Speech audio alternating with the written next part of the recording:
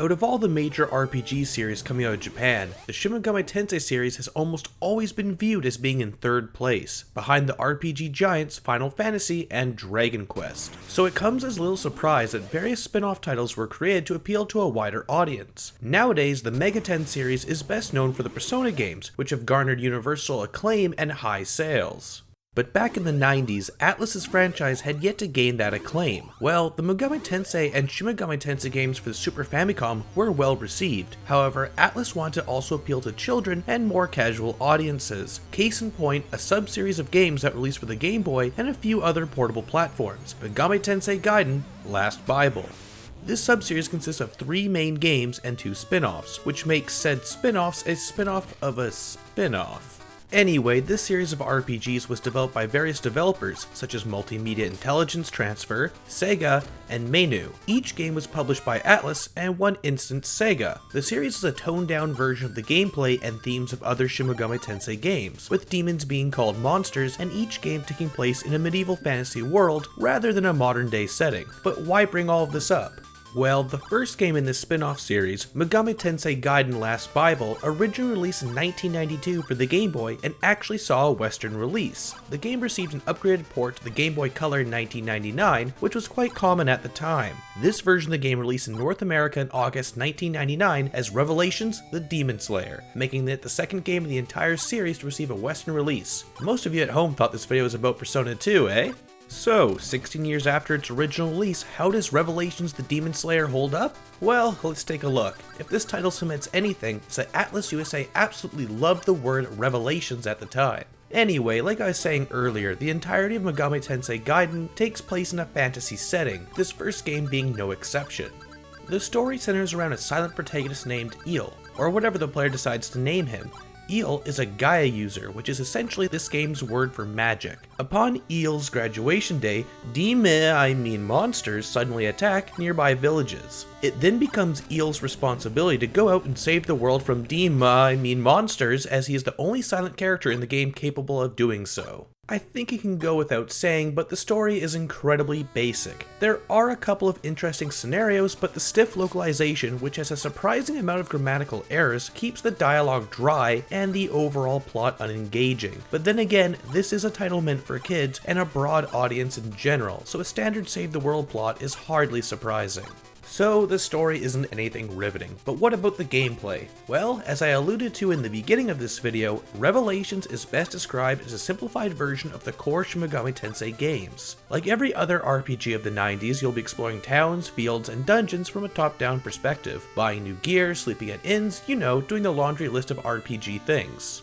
Battles are your typical turn-based affair. You can attack enemies with either physical or magical-based skills. Different types of magic-based attacks are effective against certain enemies, which is par for the course for this series. You will learn new skills gradually by leveling up, and like many other SMT games, you must distribute attributes once you have reached new level. Like other titles in the mainline series, you can talk to the enemies you face, although this process has been greatly simplified in Revelations: The Demon Slayer.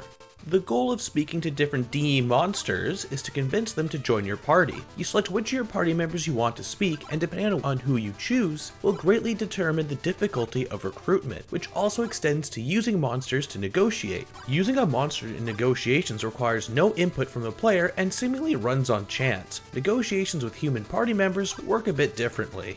Unlike other Mega Ten games, you only have 2 choices of the dialogue for monster conversations. This makes guessing the correct response a 50-50 chance, or it can make the conversation system feel more random than ever. Conversations in this game always seemed like a coin toss to me, maybe it's just my own luck. A failed attempt at negotiation will result in the monster getting a free attack.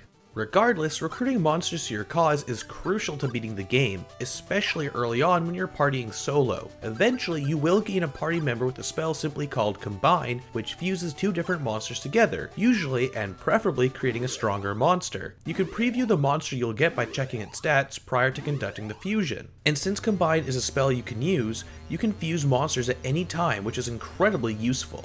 However, your party member using the spell must be of an equal or higher level than the fused monster in order for the fusion to work, meaning you may find yourself having to grind from time to time to get your desired fusion. Ultimately, I much prefer the negotiation and fusion systems in play here over the same systems found in the original Persona. Since negotiations are such a streamlined process, failing them is much less frustrating, and fusing bigger and badder monsters is highly addictive in a manner not unlike Pokemon.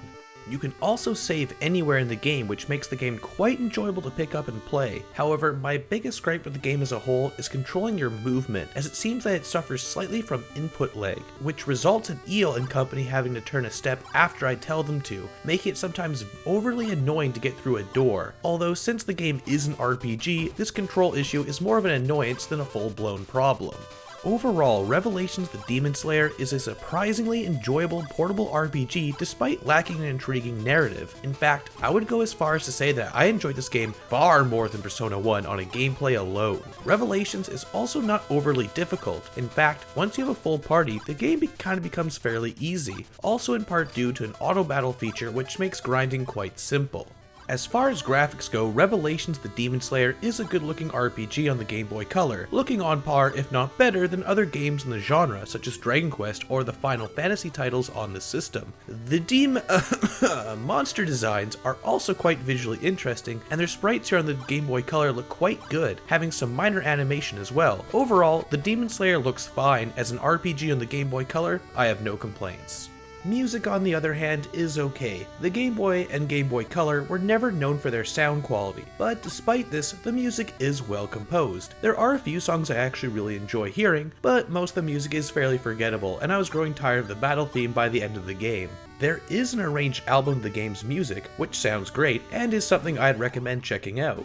Time has been fairly kind to Revelations the Demon Slayer, at least much more so than Revelations Persona. I was surprised by how easy it was to get into the game, when within minutes you're negotiating with monsters and trying to catch them all. While the controls for navigating the world suffer from bizarre input delay, the battle system is standard, tried and true turn-based affair. Monster negotiation can feel random at times, and a little unfair, but thanks to its efficient simplicity, no negotiation lasts more than 30 seconds, and attempting multiple times in a single battle is easy enough.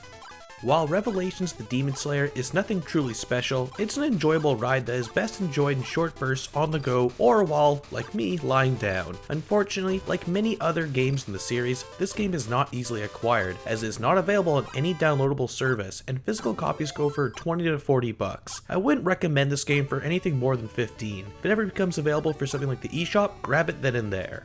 Well, that's all for now. Be sure to check back soon, as the Shin Megami Tensei Retrospective has merely just begun. Next time will be a double feature of sorts as I look at the Persona 2 Duology. This has been Darren of the Gaming Pilgrimage. Till next time. Hey, did you know that I have a podcast? You can find it on iTunes, or recently we moved all of the episodes over to SoundCloud at the Gaming Pilgrimage Podcast. It's me and my two buddies, Brock and Alex. We talk about all matter of video games, RPG news, and we, generally talk about what we've been playing recently. It's a fun time if you're interested. It's available again on iTunes or on SoundCloud, so be sure to check it out. Our most recent episode featured us doing a spoiler cast on the events Persona 4 Golden. As always, thanks for watching, and catch you next time, guys.